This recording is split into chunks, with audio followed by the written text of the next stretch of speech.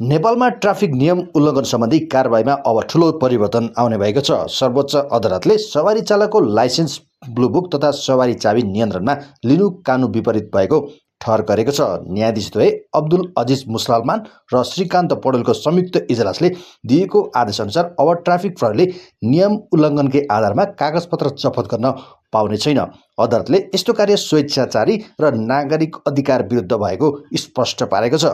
यो फैसला कानुनका विद्यार्थी विवेक चौधरीले दायर गरेको रिटमाथि आएको हो। उनले ट्राफिक कारबाहीका क्रममा आफ्नो लाइसेन्स 24 घण्टा नियन्त्रणमा राखेको भन्दै अदालतको ढोका ढकढकाएकी थिए। अदालतले सवारी तथा यातायात व्यवस्था ऐन 2049 अनुसार ट्राफिक प्रहरीलाई केवल जरिवाना गर्ने अधिकार मात्र रहेको व्याख्या गरेको छ। लाइसेन्स वा अन्य कागजात पत्र नियन्त्रणमा लिनु नागरिकको स्वतन्त्रता र पेसा सञ्चालनमा बाधा पुर्याउने ठहर गरिएको छ।